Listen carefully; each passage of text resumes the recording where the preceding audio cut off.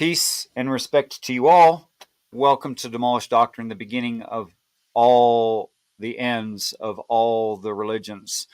Today we have a return guest, someone I'm very, very happy to host, someone I've been trying to have these conversations with for long about 3 years or so. Our brother in God, Ben Abraham. Go ahead, sir. The floor is yours. Sound check is good enough. Sounds good. Great. So you wanted me to to introduce myself. Please. I rarely do that. I was saying before we went live that I began to learn how to read my own native language when I was 17. So so uh, I was illiterate. I think that's the word in English, illiterate. Yes. Grace to you. And I began to read when I was 17 for two main reasons, and they were of course related. I fell in love. I was 17, 16, probably 16 when I fell in love with a girl who who was a kind of genius. She was over gifted. She was extremely brilliant. Actually, she's still extremely brilliant. She teaches philosophy everywhere in the world in French, English, German. She's a big brain. And at that time, I was just a punk. I was just a bass player in a punk band. This is what I was. Okay, I was a musician, punk, and and I I fell grace to Jill, and I fell in to Mac, and I fell in love somehow with her brain. I mean, she was extremely brilliant, and also this is where and when I began to look for God. Okay, Richard. So when I began to read, it's when I began to search for God. Hmm. The first books I read were about uh, Buddhism, the Bhagavad Gita, uh, the Bible, etc. I began to read everything at that moment, and I never Mm-hmm. stopped to this day. Um, and of course, I I went to school between 17 and 19. Uh, I was somehow, can you say in English, taken care by? Yeah, by a teacher of philosophy. And for 2 years, I studied with him. And after that, I went to university and I studied many years in theology and in philosophy. And it was painful, painful, because you see, in my case, if I went to study in universities, it's because I was looking, I was searching, Mm-hmm. I was thirsty for real. Actually, my life was upside down because of that search for God. Because when I was a young teenager, punk, everything was okay. I was just a normal teenager with the boys, the girls, music, parties. I was just a normal teenager. And now at 17, 18, 19, I was a foolish, uh, uh, uh, I don't know how to call that. It's like falling in love or becoming sick. The quest for the absolute truth is a kind of sickness. We have to read the Song of Songs to understand that kind of thing. She is sick of love. You can die for that. So you can be sure that it is not in a university that I have found what I was looking for. So of course, education is not a bad thing at all.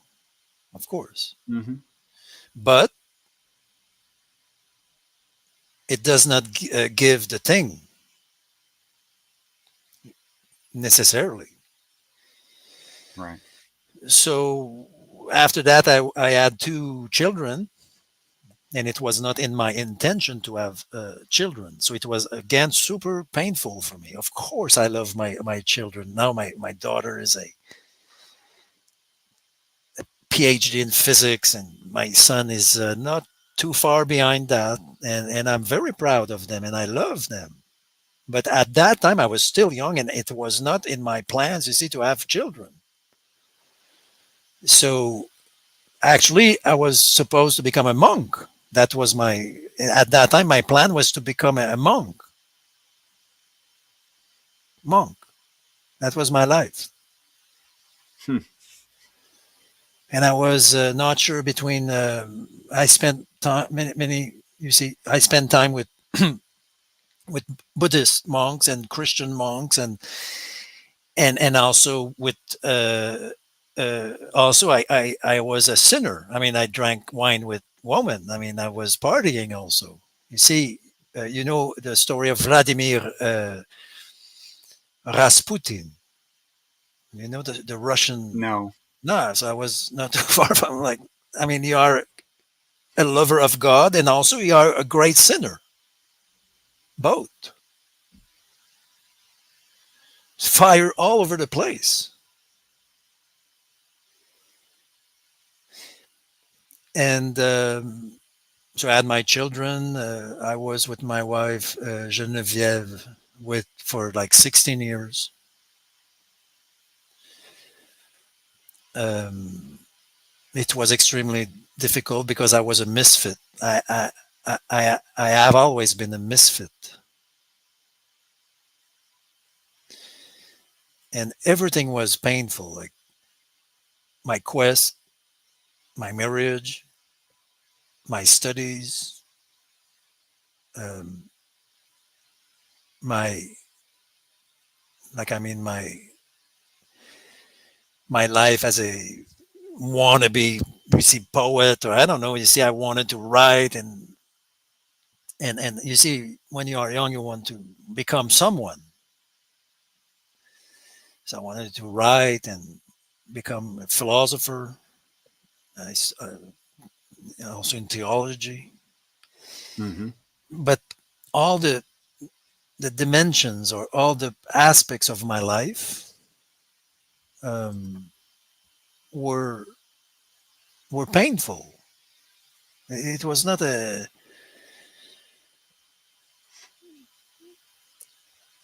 And also for 10 years, I rarely talk about that publicly, but I no longer care about that.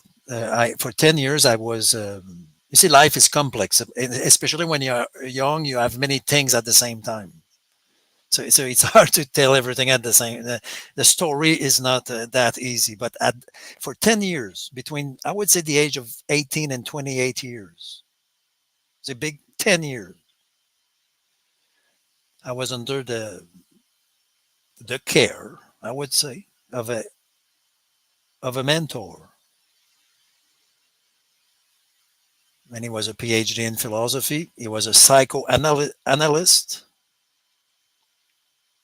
He was a specialist of Carl Gustav Jung. You I know do Jung. not know what you just said. He was a specialist of psychoanalysis. Do you know psychoanalysis? I know that word. Yeah. Okay, Carl Gustav Jung was one of their was one of the You know Freud? Heard of him? Yeah. Okay, so Jung studied with Freud, but he disagreed with him. But anyway, I studied under the that like man for 10 years, and with him I learned many things. And he was a his greatest topic was alchemy, Western Hmm. alchemy, traditional alchemy. His father was had taken all these pieces of information from France, and that was serious stuff. Okay, no new age, no crap, no magic, no nothing.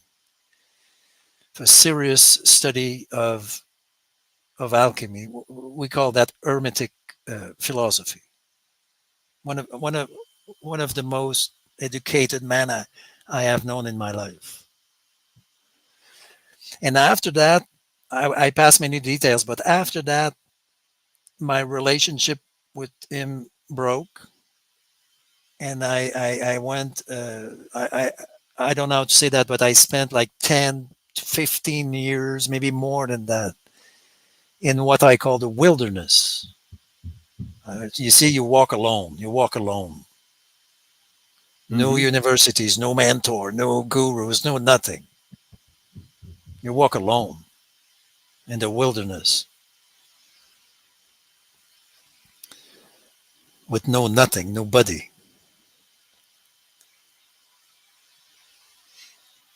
And this is where I have learned.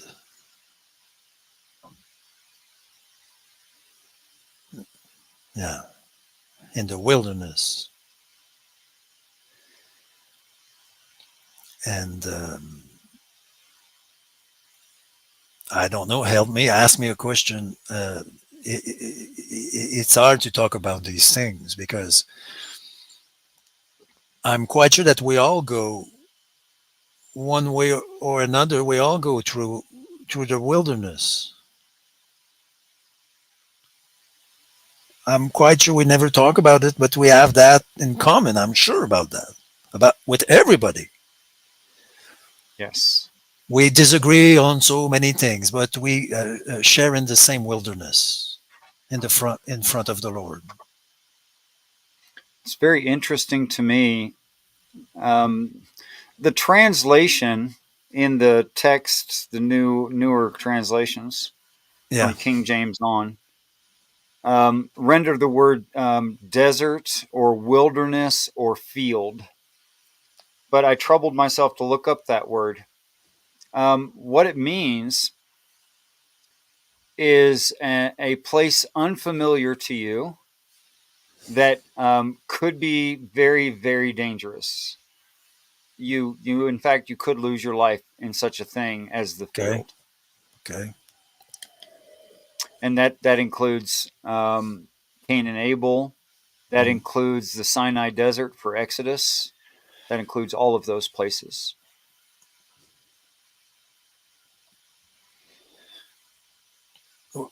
Have you So when studied you the say word? you were in the wilderness, Yeah. I mean, I take it biblically. Go ahead. Of course. Yeah, of course. We take it biblically. What is the word again for wilderness in Hebrew? Oh, I can't Okay. speak Hebrew. I just looked up the definition of the word.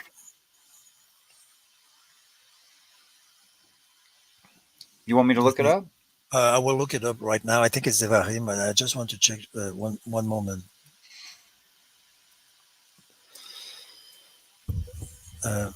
to be sure. Ah, yeah, it's so fascinating. Yeah. Midbar. Okay, so you may be surprised. Okay, but I was about to say that it is in the wilderness. I think according to Hosea, if it is the way I should pronounce his name, the prophet Hosea. Mm-hmm. I think I don't remember in chapter 2 maybe or something like that, 3 maybe, where I'm paraphrasing, but he says, like, I have brought you into the wilderness, or I will bring you into the something like that, into the wilderness, and I will speak to your heart. I will speak to you. But this is a play on words because midbar in Hebrew, the root of that word is davar, which means the word, the logos. So I hope you will rejoice. In Hebrew, the wilderness is the word. Literally, I could show it Yes. to you. I have it in front of me. I just found the reference. So this is amazing. I mean, the wilderness is literally the place of the word Mm-hmm. spoken to you. Mm-hmm. So it's amazing. It's in the text. It's not just like theology. It's in the very text. Midbar means the place of the word. Yeah, yeah, yeah. If you click on it, yeah, and you will see they will give you the verb, the root. Yeah, right there, davar. Yeah, that's it. The word to speak. Yeah, it's the place of the speaking. In Greek, it is the logos. This is the same root word you'll find translated in the English as promise. Debar, the promised land, which is why in the story of Exodus the land of promise is called Debar. So this is correctly, you're right, the wilderness I'm speaking of. In its root, it means a promise or a saying, and then in the derivative, it's in the sense of driving, like a pasture. These kinds of Yeah, ideas, a yeah. desert. And the feminine name Deborah means a bee, like the insect, a bee, B-E-E, Yeah. because the bee is spreading the word literally in Hebrew. It's the Oh, reason why. I did Is the not know reason that why we. one. I knew the It's the reason why definition of Deborah, but not why. Deborah is the she is the spreader of the word Did not know among that one. among the flowers. Really, Mm-hmm. So yes, this is correct. The word I was talking about most precisely. That it's it's saying the place you haven't been that's dangerous, where God's going to interrupt you. Something like that. yes. And I would love to find just a moment the the the the prophet. Um, Like Mac brings up a description of John the Baptist. let me see. A voice, a word ringing out in the wilderness. That's it. So in the Greek of the New Testament, when you read that, you don't see the Hebrew play on words behind. You see, because of course Right. in Hebrew, when you say that midbar and davar, it's a play on words also, because it's essentially the same word. Like when you say I want to live my life, you see, you use the verb and the noun, live my life. It's a kind of little play on words. So Hebrew is A full of little that. poem. Every Yeah. sentence almost. Look You know, at, it's funny. please. I What? can't see that in the English, and I hadn't and cannot read the Hebrew yet. When I was shown the reading frame I've adopted, it reveals some of the poetry. Wow, it's possible, quite possible. Could you please look at Hosea 2:14? What a nice conversation. Hmm. Thank you. Hosea Which one? By What? the way, by the way, when you click on quick nav, do you see that under your quick nav? It's right Oh, there. Yeah.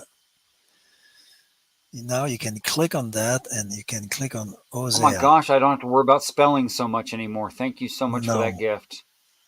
And, and what two, chapter? two. Two. And what verse? They will give it to you if you click on two.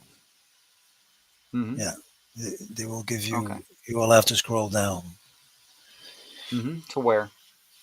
14.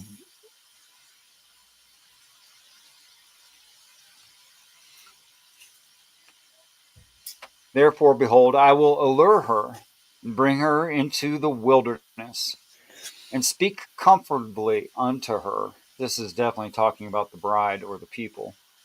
So now the Hebrew there is, you see, a midbar. Okay, now I cannot see it. Okay. Midbar debar. Into the wilderness speak. Yeah, so it's a play on words, and also it's a deep revelation, because in Hebrew, if you repeat the same concept, wilderness, word, there is something there that we have to study and try to Mm-hmm. understand. And actually, it's quite clear. It is in the wilderness of your life, God speaks.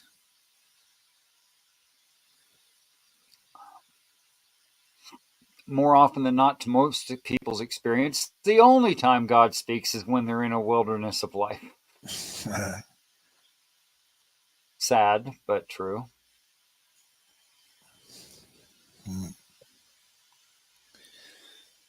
It's easy to find sadness. Mm.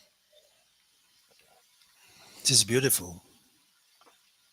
I ask of the Father very, very serious, deep things This is the heart. and very shallow, frivolous things just the same. This is the art. And I have discovered that He loves being the knight in shining armor riding a white horse. He loves to be the hero. He loves benefiting us for the big things and for the small. Oh, to be enclosed is in with fat. So, like the number eight. This is your heart, actually. Yeah. This is the root of your heart. This, to me, this is like saying more than sufficiently strong, even luxurious of heart.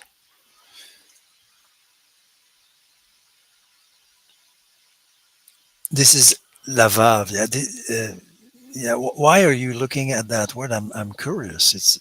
Why? This got translated to her, and also it got translated to say, well, that was the root. Now I need the Because derivative.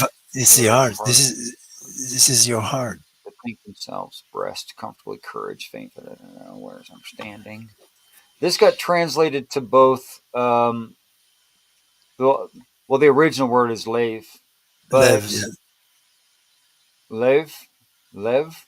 yeah, it's your heart. Um, okay, but it got translated to comfortably and her. Yeah, but it is. I could explain why. Please do. But can you just show the Hebrew sentence, please? Just the sentence above. Yeah.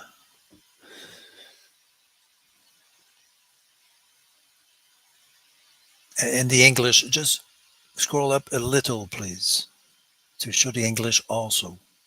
Just, Oh, just scroll up a little for me to see the English.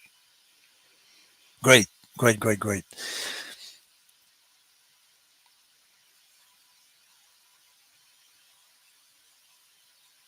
So you see, look at the last word, which is on the left, in Hebrew. Mm-hmm. Yeah. So this is, if you look at the first letter, you have a three. You see the three letters there. Yeah. So the first one on the right is a lamed, and the second one is a bet. So the two letters together they create the word lev. Is your heart? It is the heart. Mm-hmm. Okay, lev. Now the last letter there with the dot in the middle. You see the third letter. Yeah, you have a dot. Yeah, and this letter is a grammatical note actually. Imagine 3,000 years ago, they had a device like that to show a grammatical note. And it's to show the feminine, because it's her heart, okay, to her. Mm-hmm. So, so liba means, yeah, it's a feminine. Mm-hmm. But when you click on it, please, if you click on it,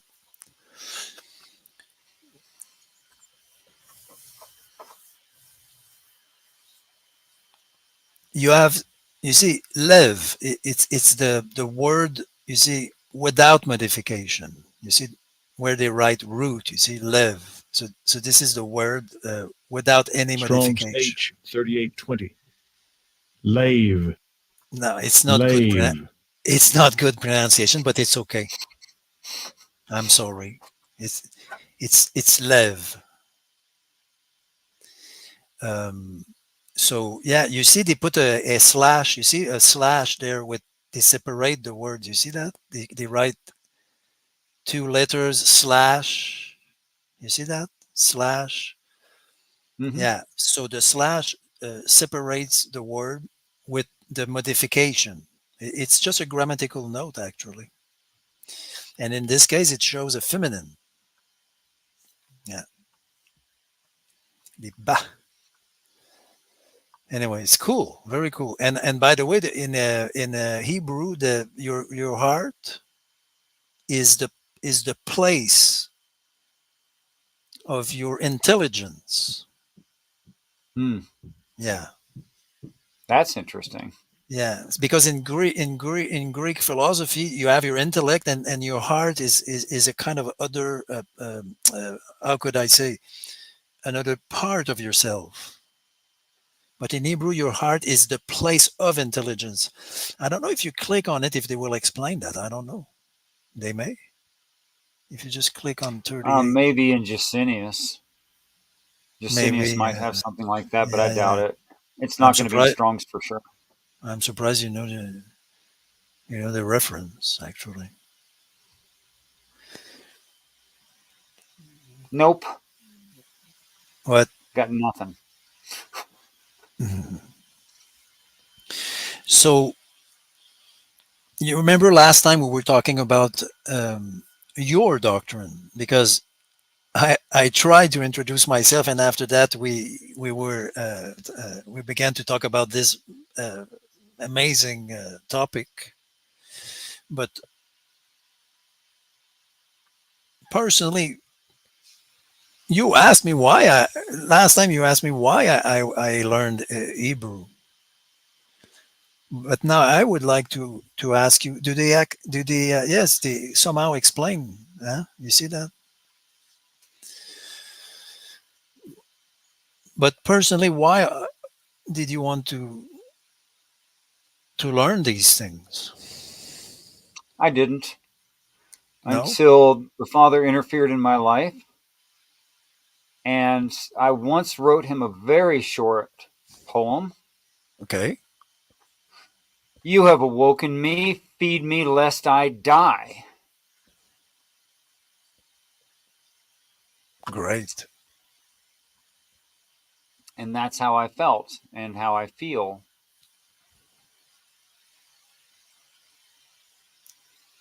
Um, so since that event, 6:20 to about 6:25, the 8th of February 2012, Wow. Central Time, U.S. Ever since that 5 minutes, I have been very, very, very hungry. And preachers told me, oh, you're just on one of those hilltops. Don't worry, it becomes a valley, and then a hilltop again. They Mhm. were wrong.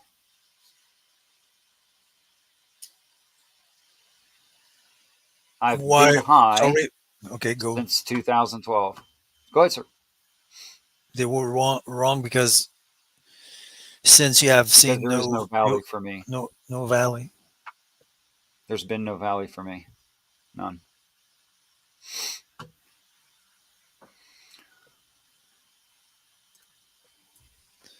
I don't know if I would be able to say such a thing. It's been a wild, wild ride. Really.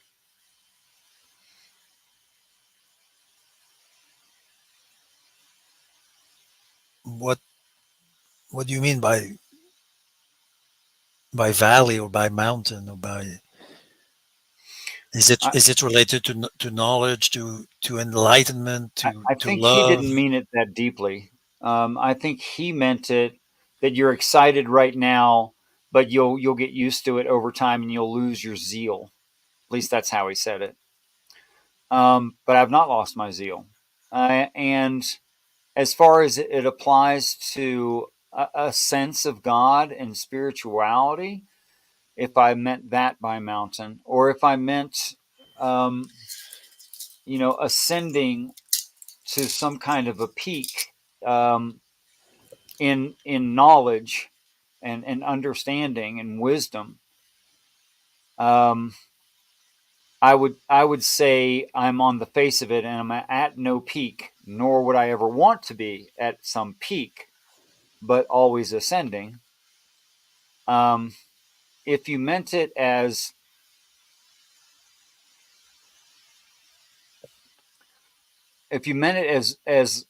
bravery and love, the ability to be assured enough that I can extend myself to others without feeling like a trapeze artist with no net.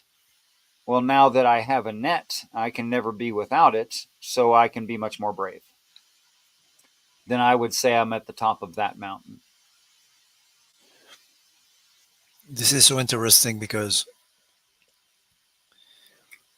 I was about to say that I am in the valley. Okay, but now that I understand what you just said, I would like to say something. Previously, when I was trying to introduce myself, I said like somehow I have lost everything. You see, all the parts or the aspects of my life have been somehow lost because of the sickness of love. Mm-hmm. Okay, but one thing, as you see, so I could blame myself, sorry, for almost everything if I want. I could blame myself and say, you have ruined your life in every respect. And I did somehow, you see. But there is one thing for which I cannot blame myself. And it is Mm. exactly what you just said. You call that zeal. I used to call it sincerity, but it's the same thing. I just, if I understand you, because in what I call sincerity is that I can blame myself for every sin you can imagine, almost, but not for that one. My sincerity, I don't care what people around me, I don't care at all about what people would think about that. But I have never lacked sincerity, never once, not 1 second, between 17 years old and now I'm 52. Never once. Hmm. I was as sincere as Satan himself. if you want. You see the joke, huh? Because you understand what I mean. But I can blame myself for all the rest. Yeah,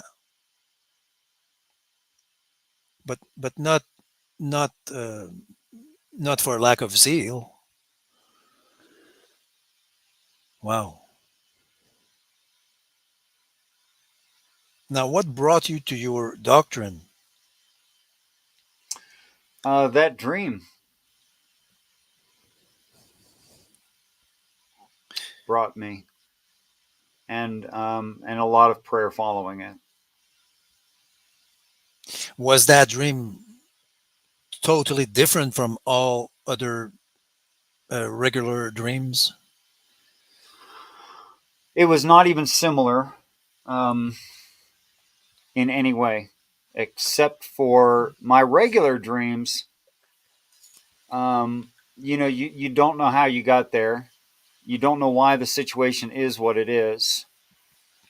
If you learn to lucid dream, you can make the dream whatever you like. And I had learned to lucid dream by the time I was 42. I'd been practicing it for about Oh yeah. 10 years or so. Um, but my dreams um,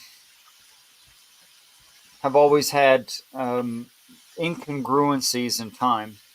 The time is never continuous, and there's always been changes of scenery Mm. that aren't explained. There's no rationality to the changes of scenery, unless I was lucid dreaming, in which case I could justify that I just wanted a different scene. Um, and I don't remember hardly any of my dreams upon waking, or perhaps a year or two later. Um, I maybe remember from my entire life three of the dreams that I've had, Wow. and they're spotty. Um, but of visions I've had, they are continuous, congruent, coherent, clear, unforgettable, meaningful, deep, purposeful, life changing, not like dream, and uncontrollable. So, not much like a dream, actually. Now, I can It- call it a dream, and that's a fine way to explain it because people know what the word dream means, but they're by yeah. no means dream. No, no. You know what? In English, you have the word dream, Mm-hmm. and all languages have different strengths and different. You see, in French, for that, we have an interesting concept. We have the word dream, of course, but we have another word which is also translated into dream in English, because in English you have the concept dream. Mm-hmm. But the first one is just a dream. Like I mean, I don't know. If you calculate numbers tonight for 3 hours, you may dream, you see, about numbers. It's just a kind of not interesting thing necessarily. But the other word we use for dream means it's a deep, somehow, uh, revelation. It's not the same concept. Right. Now, What uh, what is that? What is that word I mean, I can give you the word in the in chat. French? Yeah. So the first one, the regular dream in the No, chat. no, no. The better dream. Yeah, yeah. I I will don't get. care I about the will. regular dream word. Okay. So that's a boring one, and the deep. Mm-hmm. We will call it deep dream. Okay. It is a songe. It's in the chat, and it's a masculine word. If you Google it, songe. So this Songe. songe is not a regular dream; it's a revelation. No matter how you will no matter the interpretation, you see. I mean, if you're a Christian or a pagan, or I don't know, a Jew, but Jewish uh, uh, rabbis, they generally pay attention to dreams. Actually, Mm-hmm. they do. So I don't know what is songe in English, but I'm quite sure there is no interesting translation. Now, there's no English separate word that I'm aware of, other than if you said in Christianese vision. Songe they translate. Oh, this is You know the Greek, a Greek muse. You know what is a muse? A Greek goddess who would inspire you music actually. So I Mm-hmm. just read that songe means a dream received from the goddesses of of poetry. And so you see it's from old pagan language, of course, but clearly it's not a regular dream for sure. It's not a regular Right. dream. They say from the muse in English. Wow. Well, yes, I believe I was amused, and literally. it and it's the origin of the word music also in Greek. Mm-hmm. Yeah. And the band Muse, you know the Indeed, band? to me, it was music. The band, Wow. what? There is a band, a very popular band called Muse. You know them? Hmm, Okay. Well, no, you miss I'm nothing. not up Forget on that. current events. Forget that. So you learned new information Mm-hmm. through a dream, Mm-hmm. A songe. un songe. Yes. Did you did Um, you did you cry? and um, later I Okay. did when I saw the impact. Though the first thing I did was refuse it. Well, the first thing I did during the experience was try to take over in lucid dreaming, but I could not. Mm. And I wasn't asleep anyway. I was sitting on a friend of mine's couch reading the Bible for the first time in my life, so I wasn't even asleep. But the first thing I did was set out to disprove it because my understanding of reality meant that everything that was in the songe was Mhm. wrong.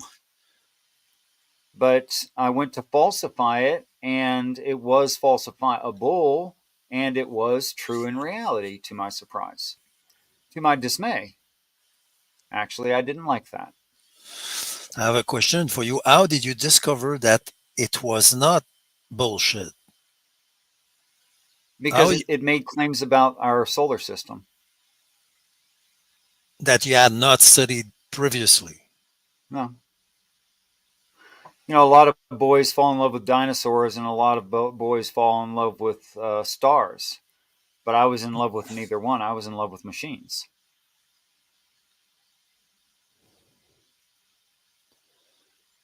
So I studied machines. I didn't care about those things. So when it made claims about astronomy, that was all. It was all Greek to me. In French, we I say had it no was idea. all Chinese to me. In French, we say It was all Chinese. Chinese to me. Yeah, this is what we say. Yeah. So, like, I'll give you a quick for instance. Yeah. Um, Everyone calls in the United States, at least, everyone calls Luna the moon. Now, you probably already know that um, that is not an ultimate claim, but means it's the moon for this Earth, for this planet. Yeah. See, This I'd been is. under the impression my whole life Mm. that the moon was an ultimate claim throughout our solar system, that there were no others. Oh, that's not true. Well, I know it's not true now, but I didn't know at the time. So in the songe, it claimed there were moons on other around other planets, and I said that's just not true. So I went to the internet to disprove it, and I was wrong. And it made claims about two comparative sizes. It made claims about the coloration, the physical appearance of those same four moons. It made claims of the location of those four moons, what planet they were around. And I thought most certainly all of that must be false. And none of it was false. All of it was true. What about Pluto? It doesn't mention Pluto except for that David has seven bigger brothers. It This, only gets the honorable mention of being a bigger brother. yeah, yeah. So many believers may think you're crazy when you talk about these things, but in reality, Of course. you remember before we went live, I told you, please remind me about the planets and all that, and I will give you one tip. Sure. Remember Yes, you did. that you may not know. Maybe you know it, so you will tell me. But when you look at the Hebrew manuscript, okay, of the Tanakh, okay,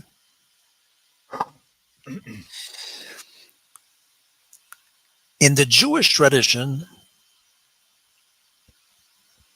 they had what I would call parallel traditions, okay, Mm-hmm. both oral and written traditions, and it's I've very heard of that. complex. It's very complex. I mean, to really understand all of that, you have to become a Jew and read forever and between 6 years old, I And don't know, ask lots of and questions. 87 years old. Yeah, you need a few lives. But in the what I call the parallel traditions, there is what they call the Targumim. Have you ever heard about the Targumim? Targumim. I've heard Targum. Yeah, yeah, it's the same. It's a plural. Targum. Yeah, the Mhm. plural is Targumim. Okay, That makes sense. so this is a kind of to this day we can read that. I mean, I sometimes read them. Okay, Okay. and this is a paraphrase of the Hebrew text. Okay, very old paraphrase in Aramaic. Okay, this is all written in Aramaic. So now, why the reason why this is very precious is because when one language paraphrases another language,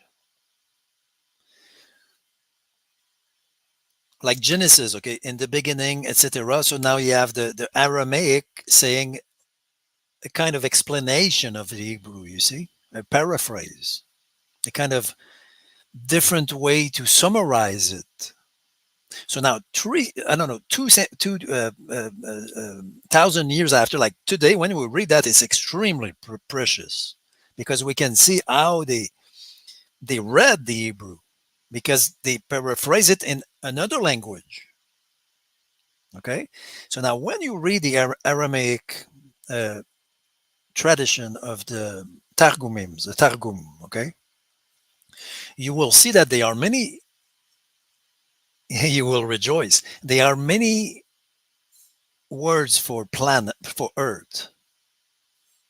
Okay. You see, and when you read the Aramaic text, you suddenly have the impression that you are dealing with many worlds actually.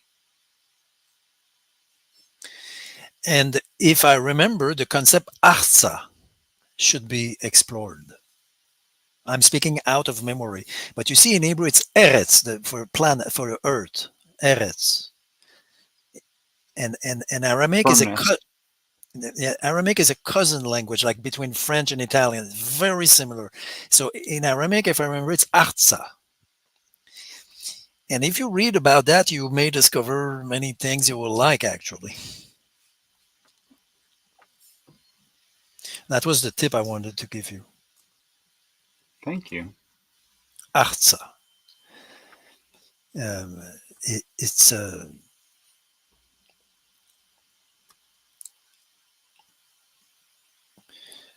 anyway. And also, you were talking about the moon. Mm-hmm. In Hebrew, the way I see it. Tell me what you think, please. When I read Genesis 1:1, okay, Hmm.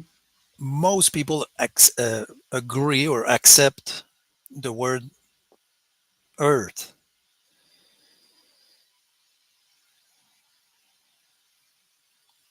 Are you reading something interesting? Well, yes, but I'm listening to you. Oh, I can't believe you. But did you find something? I've um, I've just found it in Aramaic. What do they say? I'll save that. I want to hear what you're saying. Okay, okay. So when we read Genesis 1:1, we generally agree with the various translations. I don't know. In the beginning, God created the heavens and the earth. We agree with that generally. We don't Hmm. debate. You see, we debate about everything, but not the word earth. Hmm. But in Hebrew, Eretz is not the earth necessarily. Right. It is the land. So I've now, often summarized it as the firmness. great. But let's say you land on Mars, okay, Hmm. with a spaceship. In Hebrew, you would say Eretz, the Right. land. So that's not the Hmm. planet Earth at all. No, it's not. It's not. It's not specific to this planet. No, I mean, in Genesis 1:1, probably we are talking about something specific. But my point is simply that Eretz is not planet. You see, we generally think that Eretz is a planet. We really think that, okay, in the beginning, God created blah, blah, the planet. Okay. I'm not, I don't know, they are denying that, but this is not exactly what the text says. That is true. The text says that the mighty ones That's right. created the heavens, and we could talk about the nature of that concept, Hmm. Shamayim, and the land. Hmm. And now, what is that land? You will tell me, but it's not necessarily a planet. Well, I can't say that I could. I would think that I could guess what you're getting at, and I can't tell precisely. But I can read that as the firm place, the Okay, place where there is soil, okay, or any place that is firm and has soil. okay, great. And what is in the Genesis 1:1? What is the earth for you? It's the concept of a place where the children of God can live. Great, this is the land. Yeah. Great, so we agree.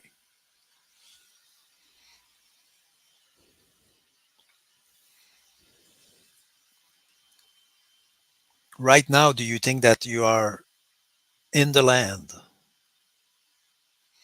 Not in the land of the promise, but I believe I'm in the land of suffering. Oh I yeah, am in the field of blood. Nod. I remember Sorry. you talked about the country of Nod. Nod. Oh, the land of Nod. Yeah. No, I don't. I don't believe the land of Nod is actually on this planet. I think it's No. referring to heaven Okay. This is where for Cain. entirely different reasons. Yes, that Cain or transition goes into the wilderness or dangerous place you've never been before, and he defeats his brother um, Abel or vanity. Hevel So means vanity. Yeah. yeah, so he it's an internal struggle where a person can't come to understand the spiritual things until they've gotten rid of their worldliness, their vanity. So it's an internal struggle, and that is how he is blessed by God afterward and protected, and with the a mark. Yeah. sign is put on him, a mark is put on him to protect him, and why God approves of him suddenly after killing, quote unquote, his brother, quote unquote. And by But the way, there this is no person who comes to belief who hasn't been Cain and Abel. by the way, that mark is a mark, but it is also a letter of the alphabet. I could show that to you, literally. Don't speak of it. I would have to double check. Just remind me, please. But this is so interesting. So, you know that Hevel means vanity. Now, Cain means to acquire. Yes, to Now, to this get is something interesting. that you don't have.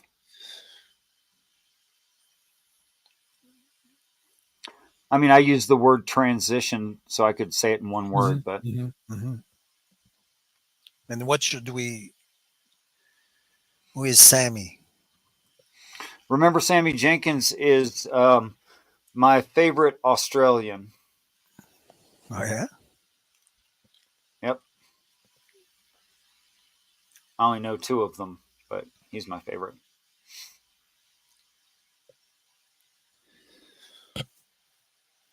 So now, what about the UFOs?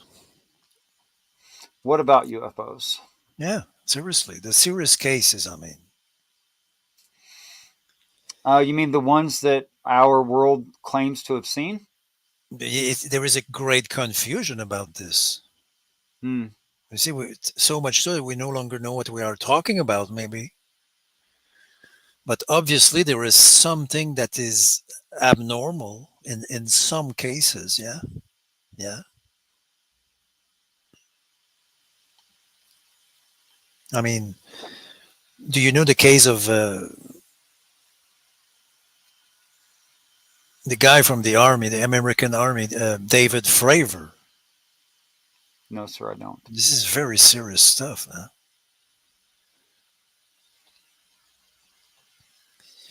With they recorded everything actually, with many witnesses, people from the army, serious witnesses. So my question is, do you think that there are other planets like um,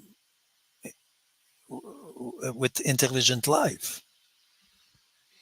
Oh, um, well, if we take the Goldilocks planets, that is to say, potentially Earth-like planets um, in our near galaxy, counting some 77 now, and you extrapolate that out to all galaxies, they estimate there's something about 6.5 billion Earth-like planets in the known, not all of the universe, but the known universe. And by the way, my Um, daughter worked on a few exoplanets. oh yeah, Yeah, neat. with NASA. So if I talked to her about Fraunhofer lines, she'd know what I was talking about. Yeah, Oh, and it's I pretty would cool. understand nothing, and she would be super excited. Well, I took up learning things like that because of what the Bible claims, and I found that all of its claims are true. So I learned about Fraunhofer lines for the reasons of the Bible, specifically Old Testament, by the way. Yeah. Not that it matters; it's all so old; it was way before Hmm. Fraunhofer. But anyway, so all of the parameters that it takes to make what we're experiencing here, and there's several, are highly unlikely to happen in any location. And I think wherever there is one of these, there's going to be children of God on it. That's what I think. Even the Pope, even the Catholic Pope would agree with you. Oh, really? Yeah. Hmm. One day, I think, I don't know if it was John or the other guy, Francis, but They said if they have a soul, we will have to baptize them. Think, think about that. that that that is perfectly conforming to their universal claims. Wow, I that's incredible. Imagine I baptizing a UFO. I mean, an extraterrestrial intelligence yeah, I get it. with Um, with the Italian rite. You see, the Catholic. that wants me to go back to Genesis 1:1 I and want to go Barah there. because I know that Christians will normally claim that bara is creation ex nihilo. Um, but I would like to point out that the only topic in Genesis, aside from heaven and angels and God, is us in our very specific location, in our very specific situation. And I know that because it says that the Elohim bara the clumps of stars. Okay. Now it doesn't say all stars like you'll read in the King James. No, it says Kohavim. we. What's that? Kohavim. What you just Great. said. Yeah, That that they repurposed clumps of stars. yeah, Well, Kohavim. I know of a term that I use in my modern language for a clump of stars. I call it a constellation. And it says that we would use the stars, not the random ones, that wouldn't help, but the constellations for times and days and signs and seasons. And that's true. We do. We call it a calendar. And it's based on the rotation around the sun. But that would mean nothing if there was nothing to compare that rotation to. So we use the constellations for that, and that's how we map our year, our Yeah. months. So it's evident to me that the claim in the Bible in King James read, "And I made the stars also," which is all vacuous at best and doesn't tell you almost anything. But instead, what it's saying is, I pointed out the constellations for you to use to track time, Wow. which is just a truism. Everyone does, because without those, you'd have nothing to compare your rotation to have a calendar. So everybody around the whole world tracks time that way. Um, but it doesn't say creation ex nihilo. It says repurpose. Okay, Um, great. Okay, great. So let us take time for that, okay, please, because I yeah. love that. I love that. Hmm. I came here tonight for that. Exactly. Genesis 1:1 means everything. So first, before we go further, tell me what you think about Rashi, the greatest Jewish commentators, okay, Hmm. from the 12th century in the south of France. He was a Jew, and he's still to this day considered as the greatest commentators, okay. And Okay. his reputation was that he was a literalist. He would explain everything literally, okay. Okay. And when he begins with Genesis 1:1, which is, I mean, the real beginning of his notes that we can read today, he says, "Oh, yes, but Genesis 1:1 cannot be literal." He begins like that. You see, the guy who has the reputation of being a great literalist Hmm. says, "Oh, but this is not the creation of the universe." Right. He's right. And he's in this My opinion. 12th century, 12th century, Hmm. beginning of, not beginning, but right in the middle of the Middle Ages. And he says, this Well, cannot be the beginning of the creation. And he explains why. well, it is the beginning of the creation of this planet as we know it. It is that, but that's all it No, claims to be. yeah, but it's not the creation of the totality of reality. No, it doesn't claim that. It Yeah, never but this did. is what most believers believe. Well, they're welcome to believe it. It's just not in the story. I mean, even a Jew from the 12th century says, be careful, this is not the creation of reality. Right. Be careful. And he explains why. Actually, he explains, I'm paraphrasing because, I mean, it's complex Jewish thinking, but he explains, if I can try to simplify, he explains that this is the beginning of Israel somehow. Yes, that's correct. Well, at this location. So if I understand you, if you would learn one day that the universe is infinite and has always existed, you would I not already be believe that. you would not be troubled by that. I already believe that and am not troubled. Hallelujah. I believe that energy flows in the path of least resistance toward the least amount of energy. Well, what does that mean and what does that do? Well, it explodes things and it brings things together.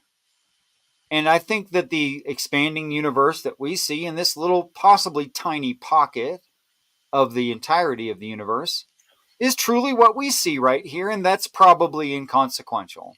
Yeah, when we talked to when we explained the theory of Big Bang to Buddhists for the first time, you know what they said? They said, "Oh, this is just one Of bubble, course, an they infinite said it's a number of bubble. bubbles." Well, that doesn't surprise me, and I agree with them. But it cannot be otherwise, because thinking Well, that I don't know, 6,000 years ago, everything began from eternity. It's an absolute nonsense. there are societies, there is written history older. Yeah, yeah. It's almost a sin against intelligence. I think so. Sinning. It's sinning. But of course, we all But more sin importantly, it's not in the story. at all. It's just a set of beliefs that some people hold about the story, and let me tell you why I think I can show that. Um, First of all, to answer your question, yes, I know Rashid. He works right next door in the jewelry store. Great man. He's a doctorate in Semitic language, and is right now in the middle of proving for another degree. He is in the middle of proving that the previous exhaustive lists of Semitic verbs is incomplete. Okay. And other than that, Rashid, I know no Rashid, but um, but I really like that guy. He's awesome.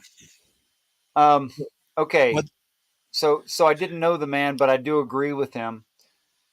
From what, not from my study of the language, and that's the surprising part. Is I see these things from the reading frame that I Mhm. was given, that it necessarily means the following things, and then I go and look at the original words, and no longer to it was a surprise at first, but no longer to my surprise, the definitions fit better with what I've been showed it means than what Christians say it means my whole life. And Yeah, everyone has yeah, taught me poorly. yeah. And they think that, So, yeah, and they will blame you for reducing Genesis 1:1. You see, they will well, blame it's not you. reducing, it's expanding it, actually.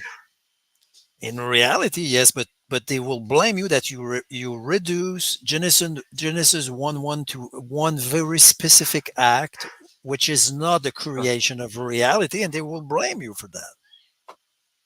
Sure. But in my understanding of the circle of life, that these Goldilocks planets are intended to be a future home, or they're a present home to another batch of us, and that if we looked at them, we would call them aliens because they Of course. literally would be. But they're still children of God. That is to say, Homo sapien sapien. and and that's the purpose of them. That it's being done on purpose, necessarily to the story of the Bible. I could make some quick quotes. Hebrews 1, Hebrews 10, with these invisible things, God so made the worlds, is not an accident. And it doesn't mean land masses. It means entire globe-sized land masses. So it's claiming right there, and I could go on and on about the succession of Christs, but I'll try not to for now. So Adam and Eve But are not the first. Adam and Eve are not the first monkeys. Yeah. no, they're I'm joking, but you will probably agree with me that Adam and Eve are not the very first human beings in the universe. okay. Well, there's two Adam and Eve, so I'd like to know which ones you're referring to. And one of them, the second occurrence, is the first Homo sapiens sapiens in the universe. Are you referring to The chapter 1, chapter 2? Well, the second occurrence of it, I'm not good at where things are placed. Okay, great. But the first occurrence of it is referring to this planet and the first two human beings to this planet. And the second narrative Is referring to the absolute first Homo sapiens in existence anywhere.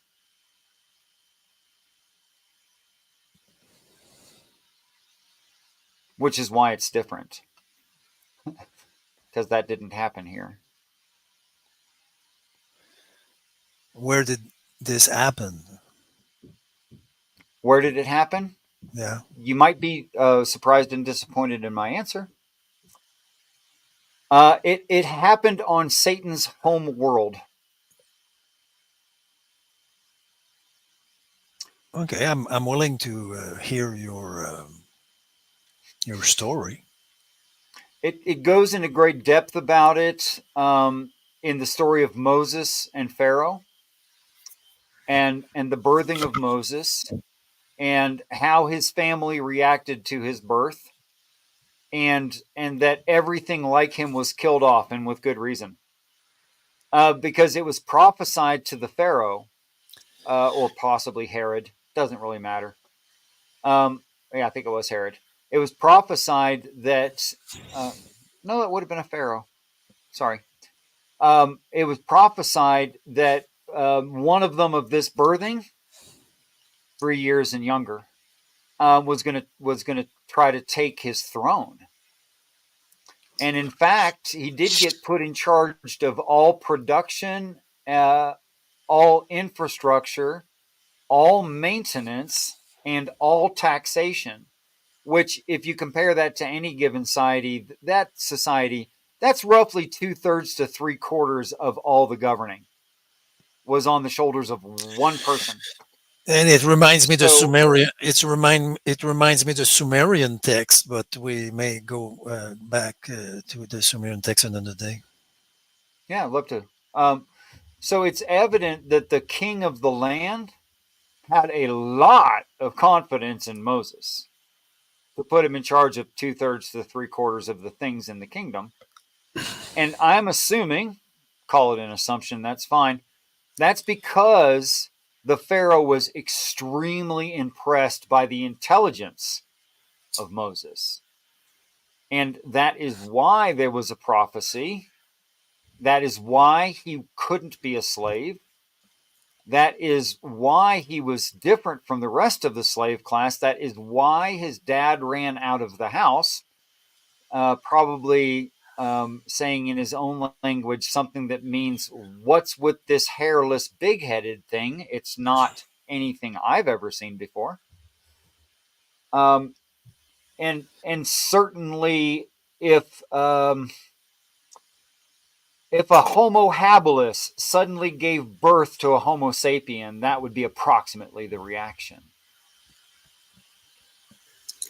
You mean because of the contrast? Yes.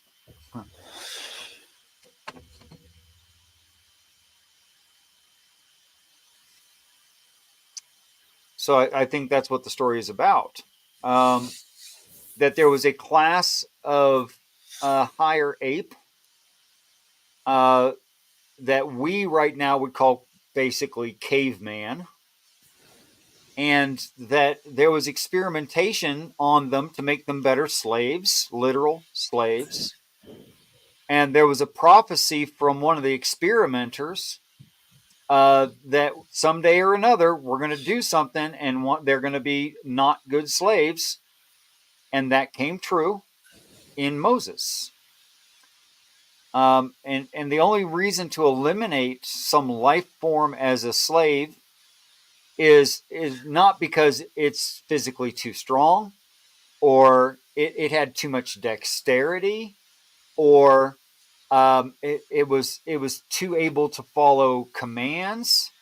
The only reason to reject a slave is if it's too intelligent. In Greece, they used to free them. You see, the great Greek sage was freed by Nero because he was too brilliant. Yeah. Yeah, you don't want a smart slave. It's a bad idea.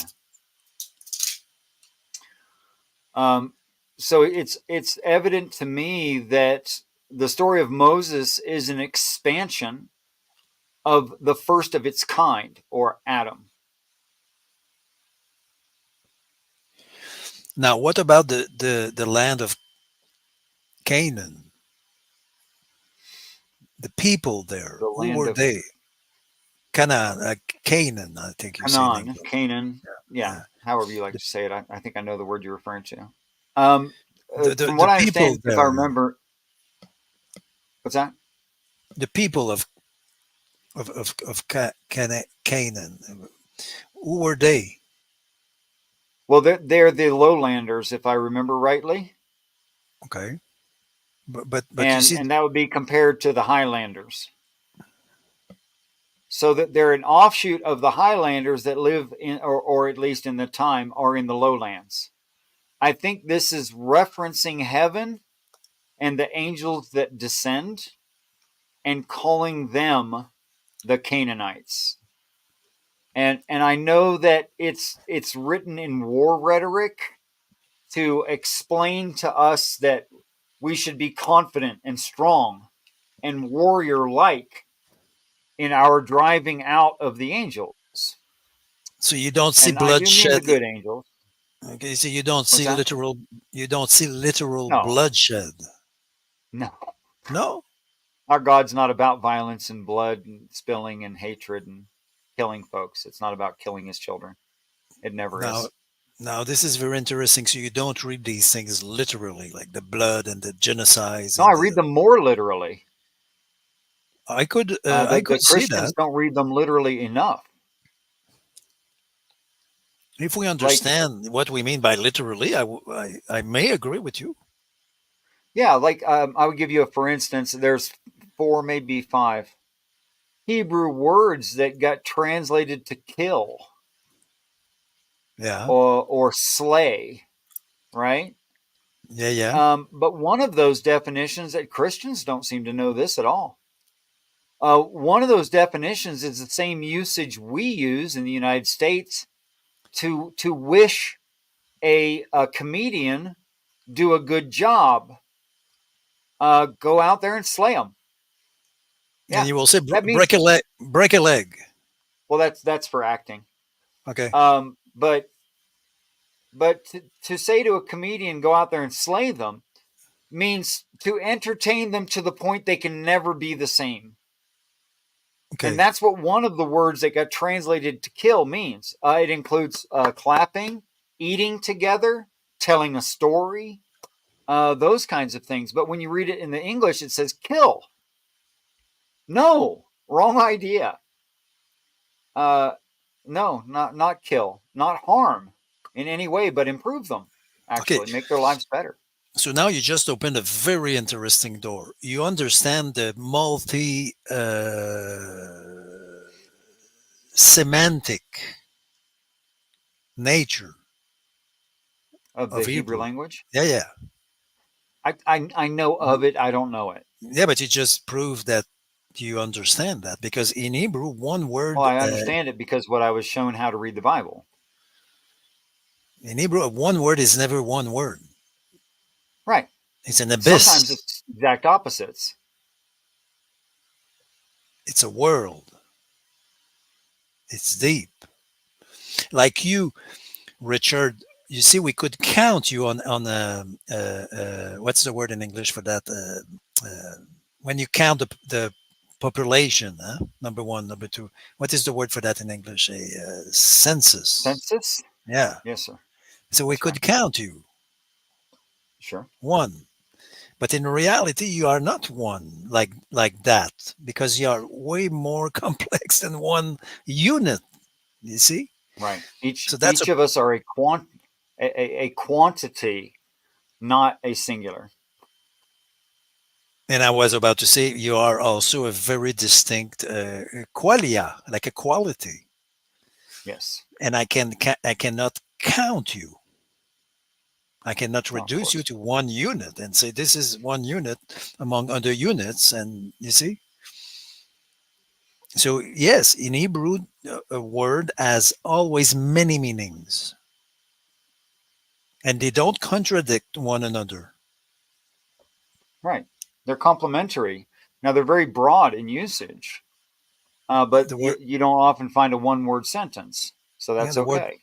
the word wait. Can you just repose that question, please? He's wanting to know the word wait in Hebrew. Yes, I No, he's believe wanting us to share the word wait. the word waiting would interest some. Yeah. As far as I know, to wait is affliction,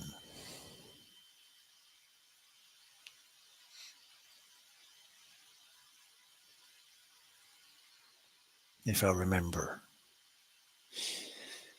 I could check, but I'm quite sure there is a relationship between affliction and waiting. This one looks like ambush. Would be cool to have a verse to look at.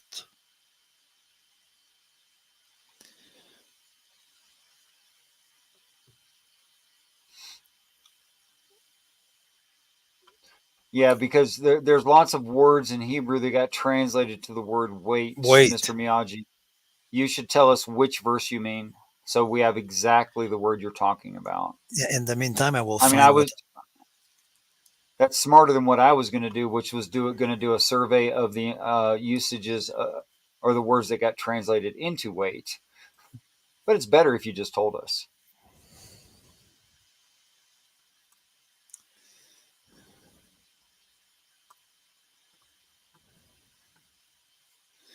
Yeah, there. Wait on the Lord. So if he refers to the very popular Jewish, or I don't know, in the Psalms, you have lots of. You see, wait on the Lord. Mm-hmm.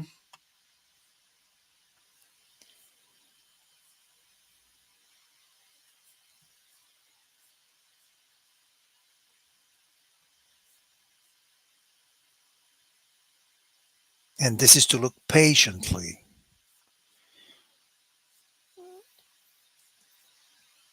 Do they have a verse to? No. Huh? Not yet. Maybe they will in a moment. Maybe they're looking something up. In the meantime, could you please tell me um, why do you like Psalm 139? Oh, it Because just I touches my was heart in deep, deep way. okay, okay.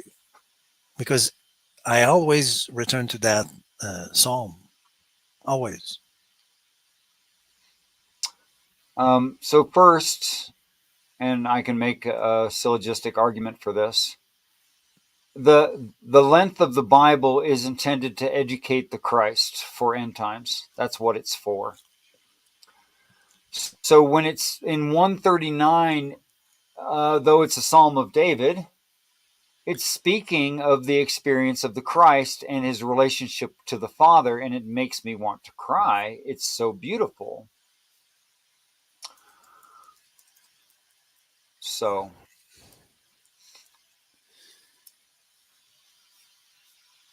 Another thing I wanted to ask you: How do you said that things were not created ex nihilo? Right. out of nothing. So for me, to me, this is like absolutely obvious. Okay, but Hmm. how do you show that to someone with whom you are like debating or I uh, give them the next line, and the world was formless and void.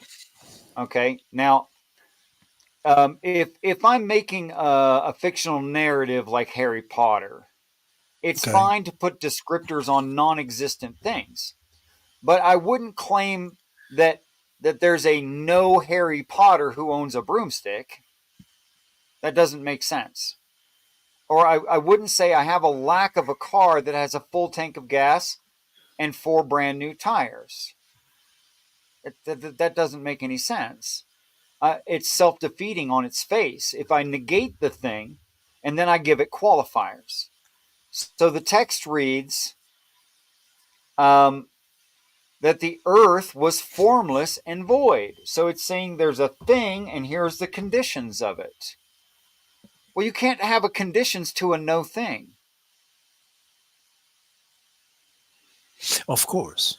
And I was about to say, you seem to accept the translation that the earth like was void, but in Hebrew there is Mm-hmm. no verb for to be.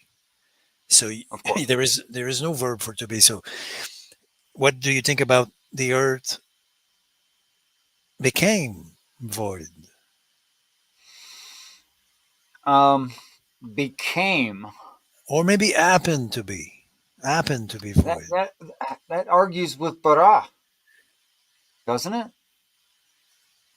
If I look at it as became, then I'm arguing with create, aren't I? Except if something happened between verse 1 and verse 2. So here's the only way I can agree with the argument. What is it? Tobu. How do To, you say that?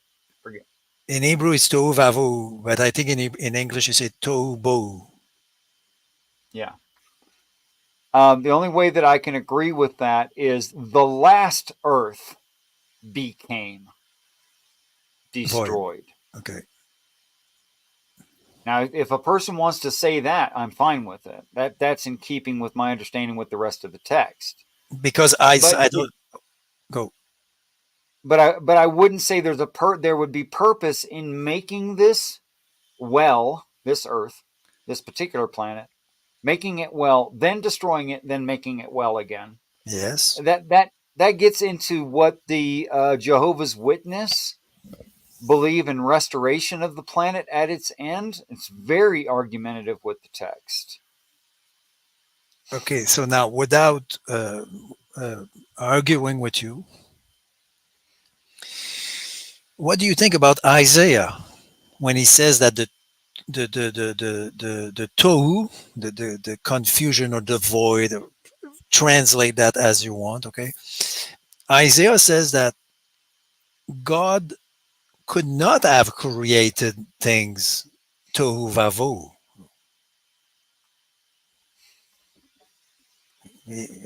I'm trying to answer your question. You said, how could the verb bara be, you see, in relationship, be put in relationship with the earth became void? Now, what about Isaiah when he says that God could not? I'm paraphrasing, of course, but he says God could not have created things void. I can find a verse for you, Yeah, tell and me. of course, I'm not arguing. No, I want to learn. I mean, I invite people to correct me all the time. Yeah, It's but I seldom that someone even proposes an interesting idea that's on topic, which you are, and I greatly appreciate. I would never try to. No, but you're on topic, you know, and that's the largest problem I have is people will argue with me things that make no sense and are off topic. Yeah, can I share my screen? Sure, we can do it that way if you already have it up. Go ahead. Yeah. So you see Isaiah 45:18. For thus saith the Lord that created the heavens, God Mm-hmm. Himself that formed the earth. So this is interesting. It's not the verb to Mm-hmm. create. And made it. Yet another verb. In Hebrew, they have three verbs, and the and Isaiah used all of them right there. It's interesting, huh? Okay. I mean, he knows his Hebrew. I guess he has three verbs, and he uses all of them.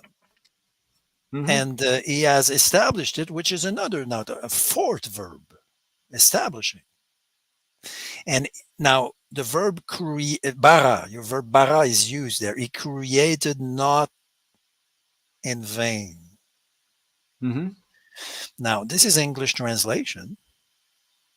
Okay, if you look at the Hebrew,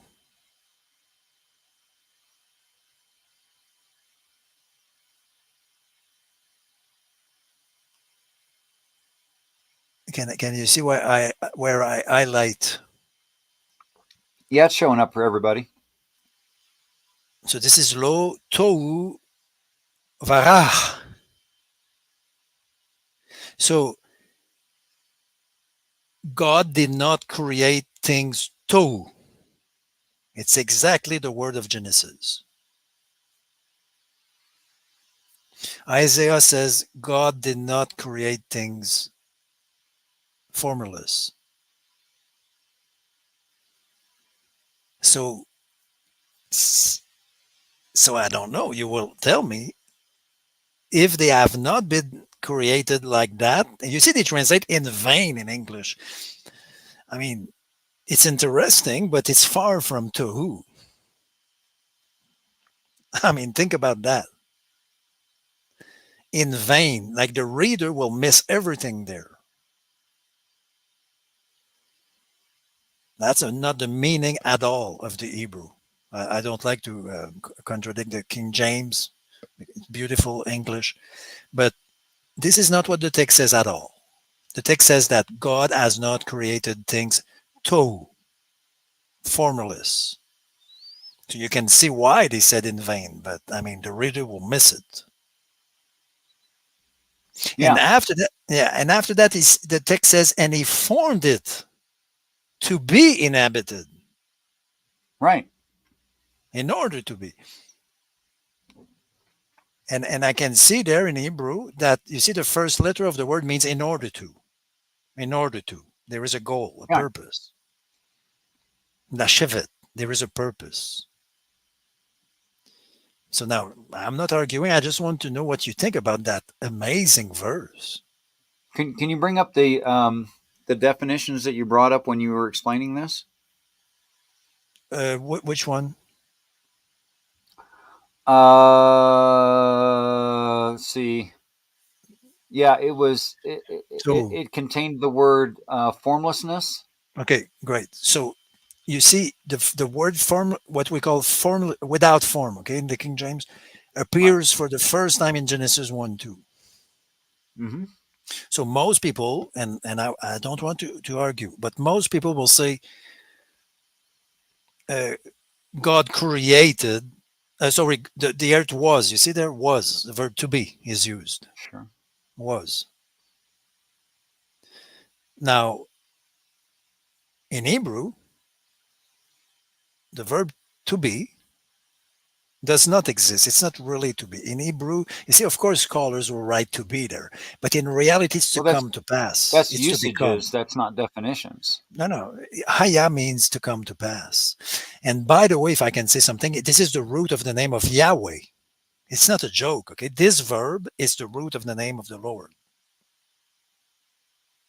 That's So, hey vav hey. Yeah. yeah, Yahweh. So, this is the origin of Yahweh. I can show it to you. The Lord, the word the Lord as Yahweh as an origin, and the origin is this verb there. And therefore the Lord is the one who is coming to pass, the becoming one. Very interestingly, John in Revelation, John knows Hebrew, and he says the one who is coming. Mm-hmm. He is with his Hebrew brain, he is thinking like this. He's coming. He's becoming. It will come to pass. It's not to be. To be is a very abstract Greek, Latin, English concept. To be. Think about that. Being is a very abstract concept. Abstract. In Hebrew, nothing is abstract. Everything is concrete. So coming to pass is a concrete verb. So very interestingly, uh, most people will say, okay, the earth was formless. Mm-hmm. But I mean, it's not bad. It's not a bad translation, but we could also literally read the earth happened to be without form. Yes, that's fine That's for it. me. Okay. So this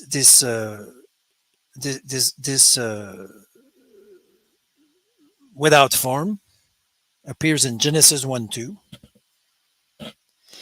And after that, you see, you have a big jump in Deuteronomy. And right after that, you are already in Job. Mm-hmm. They translate there nothing. Actually, they don't really know how to translate, honestly. Vain, waste. And I know why. It's because tohu vavohu is untranslatable. I would write, if I had to translate, I would say tohu vavohu and I would put a footnote. You see, it's untranslatable. So you see, they don't really know empty place. You see, I've often wilderness, said look at that. without, yeah, I've often said without area distinctions. Interesting. It reminds us the Greek pagan chaos, Yeah, even if it's not not exactly organized yet. Which makes sense because in the 6 days of creation, it describes the organization of it. exactly. And in Isaiah 24, there you have the city of confusion. Mm-hmm. You see, Confusion, uh, chaos, disorganization. Yeah, lack of order, things like that. Yeah. and suddenly you read the same Isaiah saying that things have not been created in vain. You Right. see, It was not in confusion. It was not created in disillusion. It was not created without area distinctions. It was created with great. purpose. I love that. You see, when we dig, we agree. People disagree because they don't go deeper. If we go deeper, we will reach the Yeah. same wilderness, and we will agree. I think actually we don't have choices about which I find that very interesting. Perhaps you've told me this story. I've told you this story, but probably not. People say, well, you can read whatever you want into the No, text. no, And that is simply not true. That's a mischaracterization. I could use absolutely opposing terms and say one thing and then say the exact opposite. hmm But if I make enough words in a row with their opposites, your mind is still going to create a story and you're going to come to the same conclusion that I meant you to. For instance, if I said I went to the grocery store gas station to get a gallon of milk gasoline uh, to feed my children, lack of children, their breakfast cereal poison, so that they could be nourished, die, and go to school, go on vacation. Only one of those stories makes sense of any kind, and if it's not defined in one word, it's in context, and it's unavoidable over time. yes, I agree with that. So, and Dr. Hovind tried to do this to me. Do that? Not you're not doing anything wrong. Tried to do that to me in the recent debate with him, saying, "Well, you're just making up things as you like." And I'm like, "Well, actually, no, not at all." Actually, this guy, I know him. Okay, I never talk about him, but I know him. I have followed him Okay, for years. I know what he thinks, what he teaches, and everything. okay, And you know what? He really believes the King James is perfect text. And I could prove from the first verse of Genesis that in the English text, which is beautiful, by the way. King James is one of the greatest accomplishment in literature ever. All languages combined. So I have great esteem for the King James, by the way.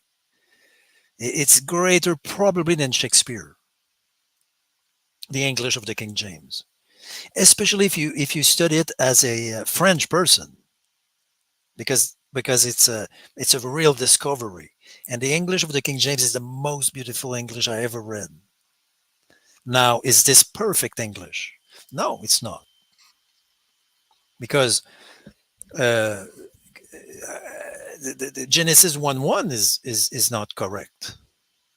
So imagine the rest. Imagine the Yeah, if you're rest. going to translate the idea of Elohim into monotheism Hmm. by trying to escape it using the Trinity that the Hebrews didn't believe in, Hmm. you've already got a problem. I mean, you open any translation just to have fun. You open any translation and you have a problem right away. Yep. If you really want to go deep in scriptures, of course, if someone says, "Yeah, but Ben, I read no Greek, no Latin, no Hebrew. What should I do?" I mean, I don't know. Just God loves you, and God will guide you, and I have no worries about that. I think this is what He did with you, and this is what He does with everyone. I mean, knowing Hebrew is not a condition. It would be crazy. Imagine that. If you don't know Hebrew, you are doomed. Right. No, this is not the way I see it. The way I see it is more joyful. It's not that we need to learn Hebrew. It is that it's extremely meaningful, and yes, it's meaningful, and it's a source of meaning.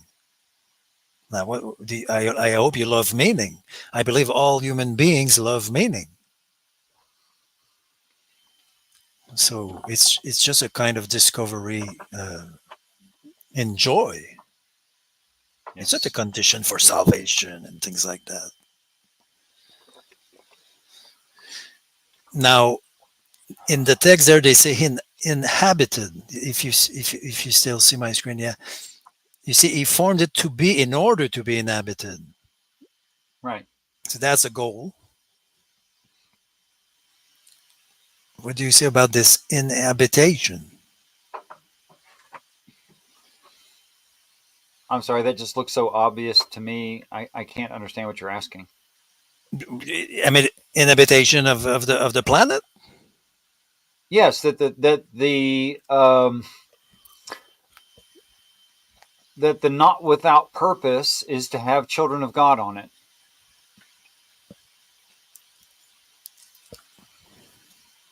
And what's the purpose of that purpose? To that the children of God can be out of heaven and suffering.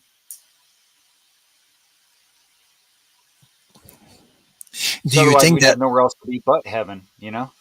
Sorry. Yeah, yeah, this is great.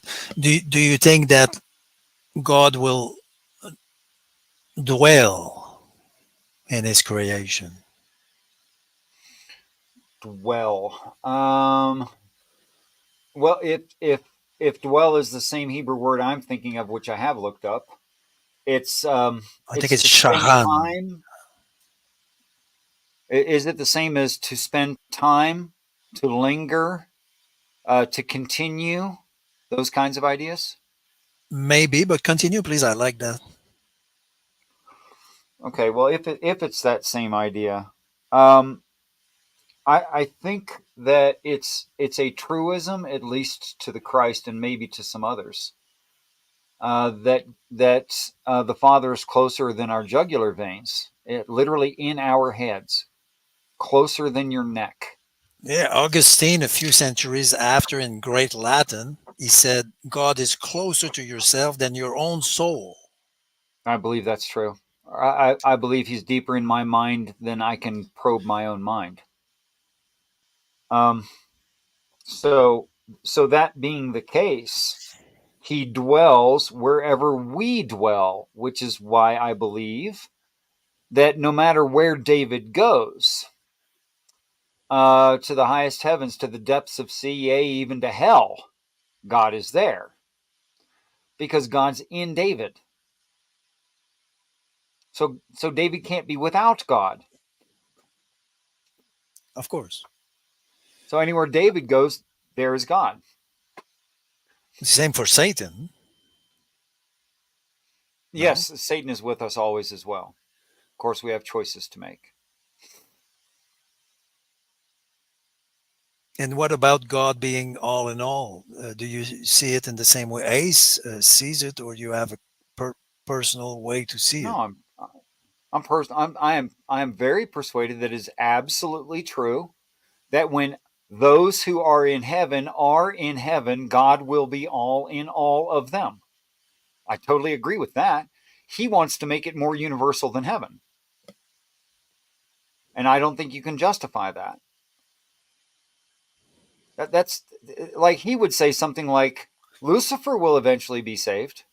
And no, Ace, sorry, Lucifer will not be saved. Will be destroyed or what? Oh, are we talking about what hell is? Well, I don't know. I'm just asking. It's not really my topic anymore, honestly. But what will happen to Lucifer? What do you think? Lucifer and the fallen are apparently kept imprisoned for our end times, Mm.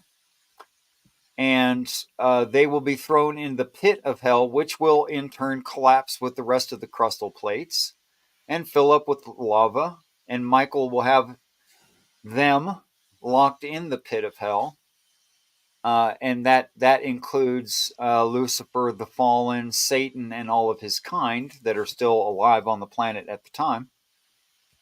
That those will all be physically killed, Destroyed. physically killed by magma, being completely immersed in liquid rock. To use your vocabulary, can a sapiens end up in that place? Yes, but that's not the same as damnation, nor is it damnation to Lucifer or any of the fallen. I mean, I don't know that they do or don't repent. It doesn't say, but um, but certainly Satan is incapable of repentance, as are the demons.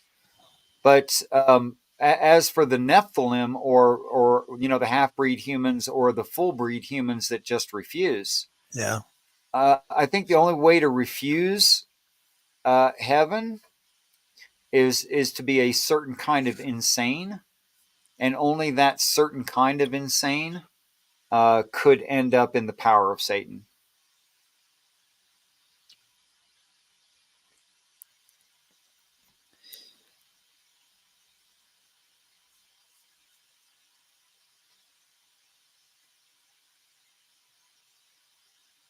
What about? I really wanted to ask you that question. Hmm. I will. Let me just. I think I have it. It's not in Jeremiah. Perished. I will find it for you. But there is a passage, I think, in Jeremiah that I would like to share with you if I can find it. I don't think I've ever looked at the word perished. Maybe I'm looking for the wrong English word, but I will give it. I remember the passage in Hebrew. So it says that the gods, plural, okay, Mm-hmm. and in the text it's Elohim, Okay, so we're Old Testament. but the King James translates perish. So maybe I have to just They write perish. translated Elohim as perish. No, no, no. They say. Sorry, I was looking for something. They say that I think I will find it. One of our friends and brothers suggested it's Jeremiah 10, verse 11. Yeah, great. This. I just found it at the same time. So this is extremely amazing because if you read, this is extremely amazing. You remember previously we talked about the parallel Aramaic tradition, Mm-hmm. like the Targum. Uh-huh. So this is way older than the Targumim. I mean, it's Jeremiah. Okay, I hope you will enjoy this. Look at this: Jeremiah 10:10, Jeremiah 10:11. Okay, in the first verse there it says, "But the Lord is the true God." So we have to highlight that. He is the living God. We also have to highlight that. Mm-hmm. It means that he is not the false God, huh? And it means he is not the dead God. And he is an everlasting king, no matter how we translate that. Mm-hmm. Probably it's age during king and great. And at his wrath, the earth, our blessed earth, shall tremble. Mm-hmm. The land That's what will, happens if you remove oceans. yeah, and the nations shall not be able to abide his indignation. So this is the first uh, verse there, Yeah. and there is no issue in that verse, and this is a pure Hebrew. Okay, now the entire chapter is Hebrew. Okay, Hebrew, Hebrew, Hebrew, Hebrew, and now when you read 11, not Hebrew. This is not Hebrew. But how could we see that when we read? This is not Hebrew. This is Aramaic sentence. Really? Jeremiah wrote in Hebrew that chapter, and suddenly he gave a sentence in Aramaic because this is not Hebrew. I mean, for example, this is not Hebrew. It's Aramaic, okay. And after that, if I after that he returns to Hebrew, but it's the same alphabet. So when you read that, you don't see that. You see. Now there is a I had no idea. switch between two languages. Now this is an important thing. Imagine you write a letter to me, okay, or an email, all in English, and suddenly in your email there is a sentence written, I don't know, in Latin or Italian, French, I don't know, in Chinese. It's a kind of underlining. You see, you want me to look at that. It's a kind of highlighting something when you switch the language. So why? So now in the first verse they talk about the true God, and it's the reason why in many circles in Judaism they think that Aramaic is the language of the dark side. What? Okay, yeah, I'm serious. Aramaic is the language of the dark side. It's still a sacred aspect of the language, but it's dark. Look at this. Thus shall ye say unto them that the gods that have not made. Look at that. This is amazing passage. The gods that have not made the heavens and the earth. And you know what? They pretend they have made the heavens and the earth. This is their pretension. Mm-hmm. I hope you agree with that. They really want you to believe they have created you, Mm-hmm. and they have not. And even they, look at that, the gods. So in the text there, you have a relationship between, let me see the gods there. This, Elah Haya. This is Elohim in Aramaic. Elia. Okay. Not too far from Allah, by the way.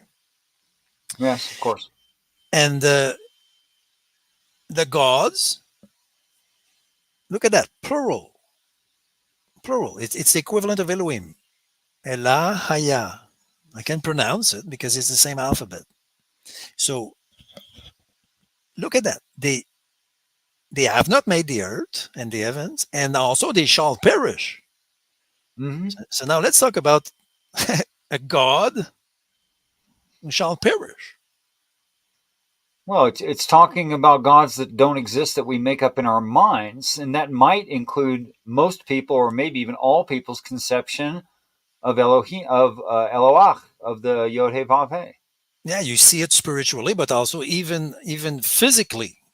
If one day you Sure. meet with gods, quote unquote, okay, who tell you, you know what, Richard, we created you, adore us. No, Right. they No. shall perish. I like that, and you see it spiritually. Yeah, it's also true. It's always also true spiritually, Mm-hmm. because the gods of my own life, all of them shall perish. Right. Our gods of jealousy, of greed, of vanity, and not just those gods. Our pretend ideas of the gods Malach, or misunderstandings of Jehovah, those will perish too.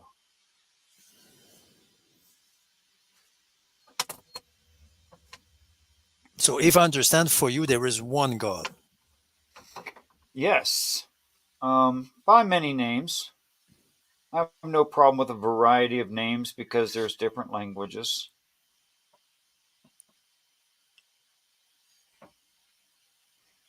Would you say that Christ is full of God? Full. Mm. I think Christ is given an objective understanding of God and is in full agreement. So, so you could say pregnant with the Holy Ghost or full of God. That would be fine.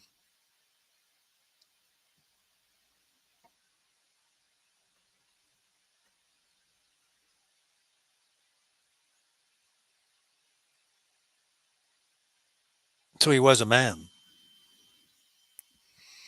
Um, yes, for end times, Christ will be a man,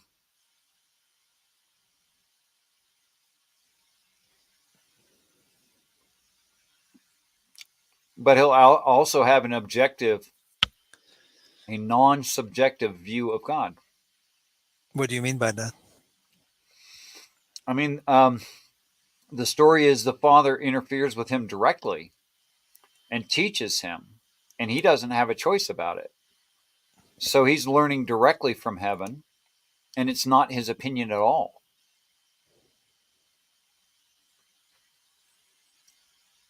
which is why he's always arguing with the church leaders that they're wrong, no matter when he meets them. But I have no opinion either. My opinions have no value. It is, my opinions are just powder and dust, and my opinions are nothing. Right. Our opinions are quite or often irrelevant to subtle truths. I mean, Plato said that opinion is the lowest, and he was serious, of course, the lowest level of knowledge. I The wouldn't even call it lowest. knowledge.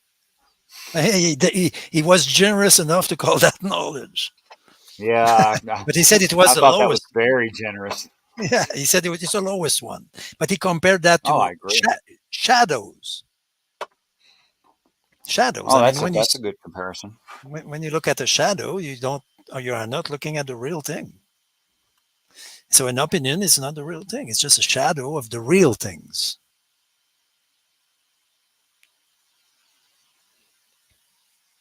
The French philosopher said, "I have so many illusions that I can't afford losing one every day."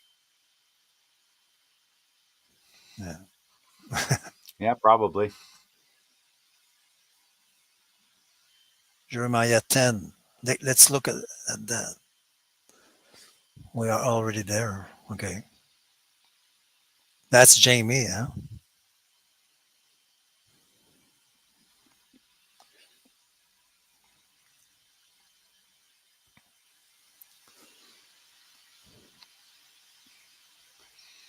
Yeah, Jamie and I have some deep disagreements as to how to understand these things. But he is a very, very bright guy who is pretty serious. And he's And respectful. yes, yes, he is. What kind of disagreement do you have with him?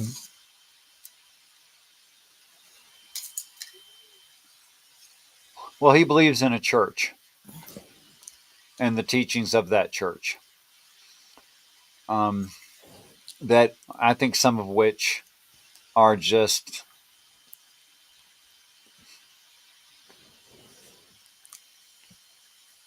in disagreement of some of the breadth of the definitions of the words as they're actually used. I mean, some of it only works in translation. Hmm. He may be aware of these words.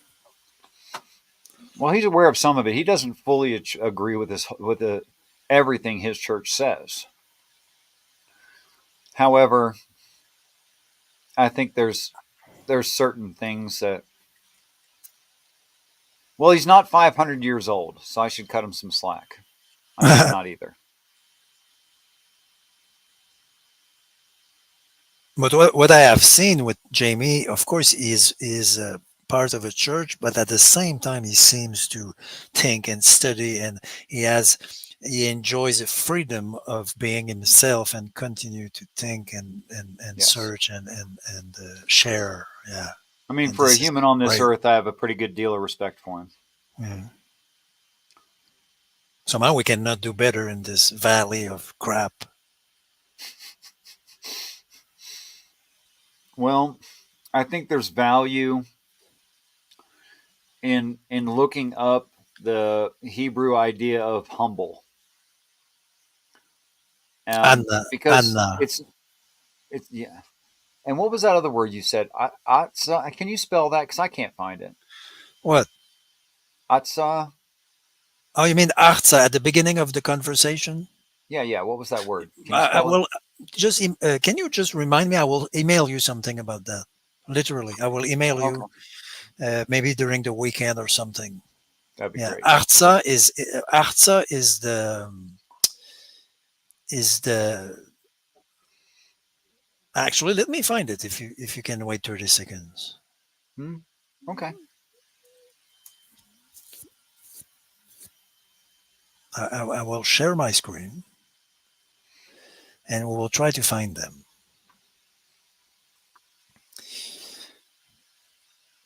So Sepharia will show us.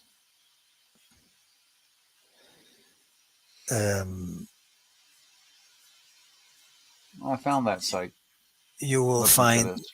yeah, Tanakh, and if I remember, you will find the Targumim. You see this, Hmm.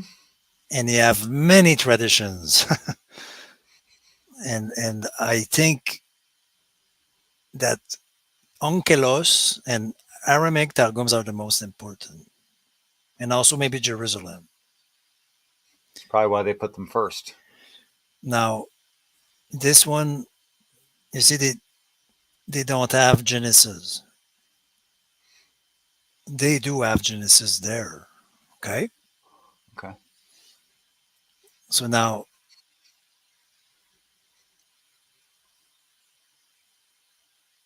great. So this is Genesis, not in Hebrew. Right.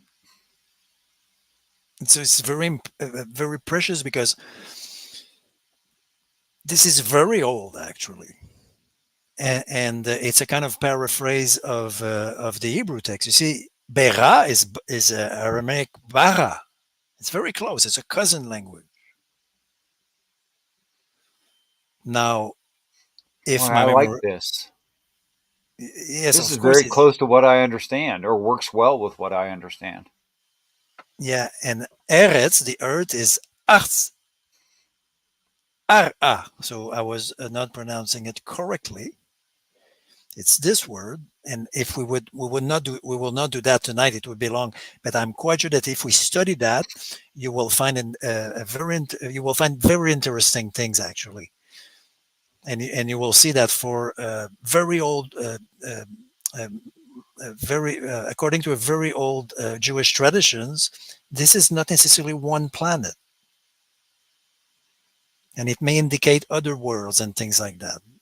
Okay, so Well, that I have no argument with that, obviously. I just realized because you mentioned time that we're over 2 hours. oh, sorry. No, no, no, no, no. I was ready to go 4 or 6, but that doesn't really work with your time zone. You want to stop now? I think we should wrap up this one idea, and we'll pick it up on another day. Anytime. I don't mind. It's great. It's all great. So I So really part, liked that. What was the name of that? That was the put that in the back chat in the private chat. Would you please? That website you just had up. yeah, like just the main page is okay. Yeah, that's fine. That's all I need. Safari, it's for Jews only, huh? So you cannot open that page if you are not a Jew. I'm What? joking. I'm joking. You had for Jew, me. You had me going. for Jews only. Yeah. No, no, no, no, no. This is No, Safari. the Aramaic there is very interesting because it's working very well with what I understand, and I understand it reading the King James. Okay. It's just the way I've been shown to understand it, but that doesn't work with the King James. Um, but it does work with what I understand it to mean. Yeah. Yeah. Well, yes. I'm very actually. If you want to wrap up, one thing I would like to say that you somehow summarizes my personal like enjoyment of the conversation is the fact that you say that you have not learned Hebrew. You I said haven't. that you have said that a few times, Right. and at the same time you dig, you look for the words. You disagree with the King James because of that. Translation. Yeah. Well, okay. So it's biased, but it's not my biased. I'm trying to read the definitions to see Yes, if there's any arguments against the way I was told to read it. So far, I haven't found any. So I great, but don't read Hebrew. I don't speak Hebrew, but I can I can hit buttons that tell me what words mean. I can do that, and I yeah, do. you can check for And I, yourself. I seek to disprove because I not because I don't believe it. I am fully persuaded, but I don't want to be fully persuaded of something that's impossible. So I always try to disprove it. And so far I cannot. I love that. And what about one day, if you're interested, I would be willing to, but I have no platform for that. But You have no platform for what? if people would like to learn Hebrew for free, I mean, one day, maybe next year in 2025, Hmm. I would be willing to. Maybe I will open my own page. Maybe I don't know. You know that there's already a free class to learn biblical Hebrew on Digital Hammurabi. Yeah, yeah, Digital Hammurabi, they do that. yeah, yeah. Do they charge for that? No. It's Christian or Jewish? It's neither Christian nor Jew. They're secular.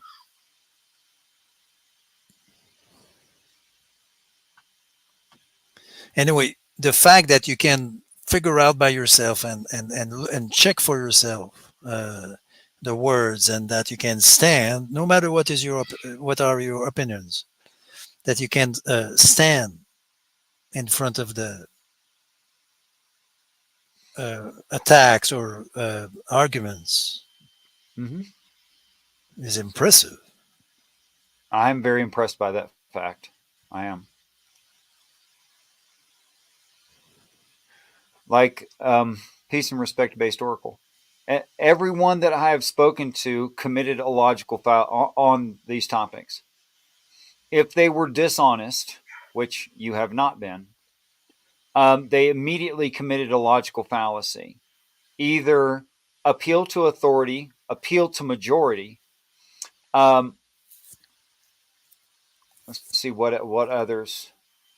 Ad homs, false accusations of logical fallacies, that sort of thing. But I've never actually heard an argument against what I'm saying, and that would include Dr. Joshua Bowen, Dr. Robert M. Price, Price being world famous, Dr. Bowen being known in these circles. There is no good argument against this reading, actually. So you think that people are being what, dishonest or uneducated? Desperate? Okay. I think the correct answer really fully is desperate. They want it to, they need it to not be true. Like when I was talking to Dr. Hovind the other day, he kept trying to poison the well so that he could say other things later that would also be not true by accusing me of being a gap theorist, accusing me of being a Mormon, accusing me of being a Jehovah's Witness, accusing me of. He just kept accusing me of Maybe things that even aren't New true. Age, maybe. He didn't try that No? one. Okay. No, but I don't use a whole lot of spiritual words either. So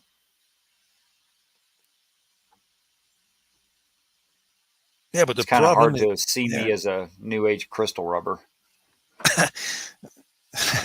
But the problem is that it's not just a Christian thing. You would find the same thing in India.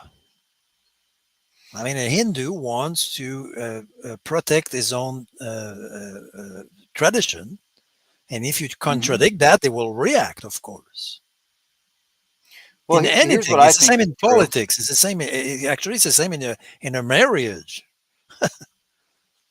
People Well, out first, two I think hours. Mac the Human is right. It's 2 hours, and it seems like we just got started talking, and that's true. And that's the way it goes in honest conversation. Um, But I just wanted to finish my thought. People, they have a, Go ahead. I don't know if the word is party line. They want to defend their, is this the word in English, party line? Or they Mm-hmm. have a kind of they have their own church somehow, and everything that seems to contradict that, they react to it. Sure. And I'd like to suggest why they react the way that they do. Because they invented the God themselves, and they're emotionally invested in that God, which is actually themselves. They defend it like they're defending themselves. To which I would argue, why do you need to defend a God? Yeah, so it's If not, you're really defending a God, that makes no sense. no, it's not God defense, it's self defense. That's right. Personally, what you just described, it's my own self. I spent my Right. life trying to convince myself and other people that I was right, Mm-hmm. and I happen to be wrong in everything, Me except too. maybe about, maybe my sincerity was never wrong, but that's it. The rest, all the rest was wrong, and so I was full of bullshit, and I'm still a student. May you never stop being a student. May you do the same. Thank you. Yes. And whenever you want to resume the conversation, which may seem foolish to some, you just email me. I will. I'll give you 2 or 3 days break and we'll pick it up again. How's that? I will follow the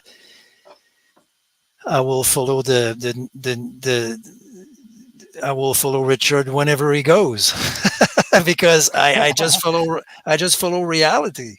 Personally, I Right have on. no agenda. I hope Well, you here's see an that. important reality. When will I you have no next agenda. not have students?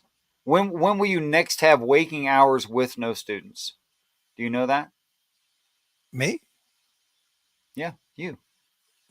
Can you repeat your question, please? When's the next time you'll have waking hours with no students? Free time? You've heard of that, right? Yeah, yeah. It's every Saturday, every Sunday, because I always have students. I teach full time. Okay. There is not one day where I don't have students. So today was actually anomalous No, because they my left early. yeah, they left early because it was Friday and because they had all succeeded like greatly for the grammar test. So I just kicked them out. Oh, the written test went very well, so you just told them to hit the road. In Good. in some in Good some for them. cases, it was 100% of a success. It was Well, you a can't ask for better than I 100%. was amazed by it. I love these students. You did a good job, and you have tentative students who aren't overly proud. That's what happened Oh then. yeah, I never saw that. Never. Yeah. And in soon, in to answer your question, in August there will be a holiday in Canada. In general, I don't really care about holidays in Canada. Okay, but I will have one free day. I will tell you the date when I know it. It will be probably next week or the following one. It's from Ontario. I have to check. Okay, Okay. English Canada is not my my topic. But I will have a holiday, and I will tell you. It will probably Okay. be Well, a if you have Monday. nothing better Monday, to do on that holiday, I'd appreciate a couple hours of your time that day. well, of course. And by the way, so would the people who will watch this show. Everyone has been very, very engaged on topic, talking about what you're talking about, talking about what we're talking about. So they've not been bored, and I thank you very much for that. Thank you very much, Ben. People have not been bored. Yes, evidently Yeah. they've not been bored. Are they sometimes are they bored? You should see chats on some channels. Yeah. They're having their Right. own conversation over there. They're not watching the show at all. Actually, you seem to Here, have it seems they're watching the show. yeah, you seem to have good friends on your page. I do, and I am a kind of person who attracts decent people who want to be honest, Like me. and like you, a decent person who wants to be honest. It's true. Mm. It's very true. Thank you very much for Any your time tonight, Ben. Oh, anytime, go brother. ahead. You just email me, and I will be available and ready like a scout. Yeah. Thank you Yep. so much. Me too, man. Blessings. Look forward to the next Blessings. one. Blessings. Blessings. Okay, everybody. Till next time. Peace and respect to you all. Can't wait for the day that we're all great friends in heaven. We're going to do another one of these in just a couple days. Be looking for it. Okay.